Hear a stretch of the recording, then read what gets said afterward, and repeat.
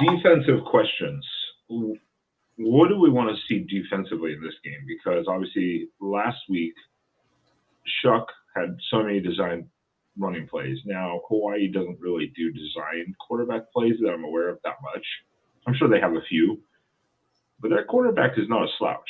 He can run the ball. He has run the ball. So, what are we trying to look for in the defense as a whole? Because we're going to have to deal with a passing game and then an offense that doesn't really run the ball too much. Sure.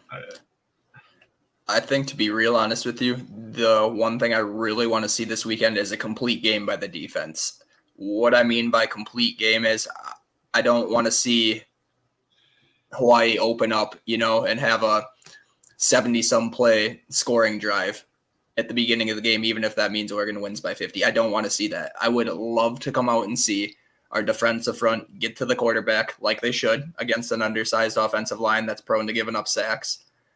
I would love to see consistent linebacker play this weekend, whether that's being coverage, fill in the gaps, just maintaining their assignment.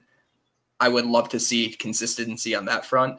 And in the secondary, I would like to see them shut Hawaii down in the passing game. I would really like to see them try to, force them to run the ball, kind of have that secondary establish themselves as a unit. It's a great opportunity against an undersized, under-talented opponent to really kind of give yourself some confidence on all three fronts. So I think what I really want to see is, quite frankly, I want to see them come out and kick their ass this weekend. I wanted to see the defense play this game like it's their last game. I don't care if it's a Hawaii. I think they need some confidence going into a Colorado, going into Pac-12 play in general. So, yeah, I mean, a complete game would be perfect for me. Eric is smarter than I thought he was. What'd he say? He's this dude from Minnesota. Yo, all right, Eric, let me address this right on the air. No, I'm not from Minnesota, but I am from Wisconsin. So, when you hear pretty close though. Yeah, I'm a Wisconsin boy. Lived in Minnesota for a lot of years. So, yeah, leave me alone. Pretty close. I was like, Eric, you're smarter than I thought he was. Hey, leave our assistant coach. Poor Eric. Leave our assistant coach Lanning Jr. alone, Eric. The linguistics degree paid off. Hey, man.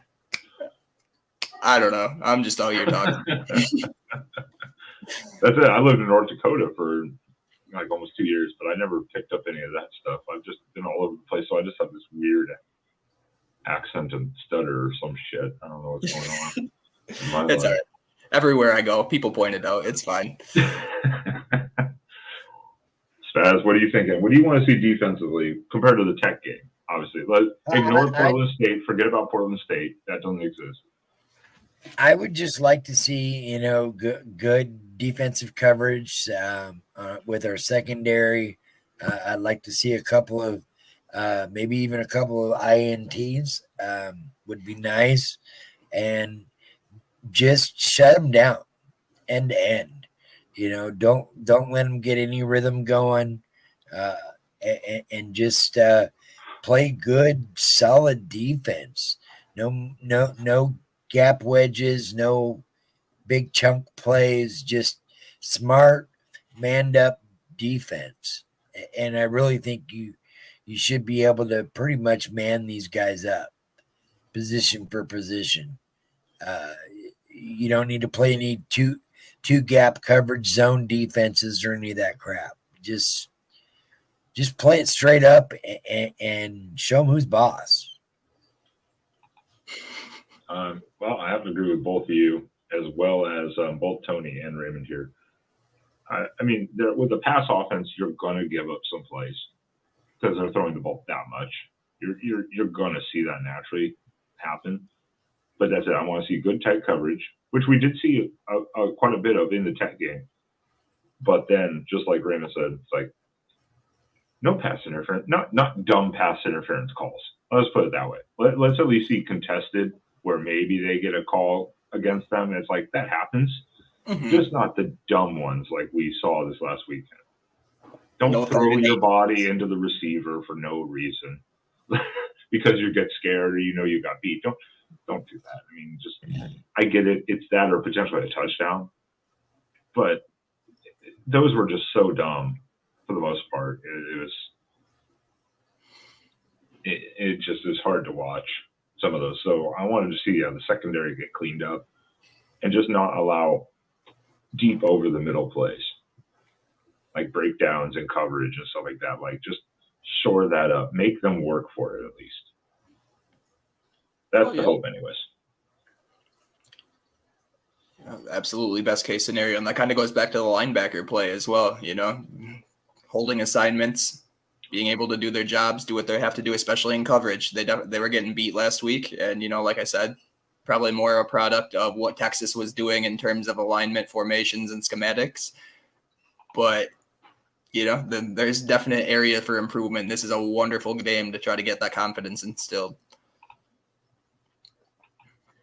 Eric, be nice.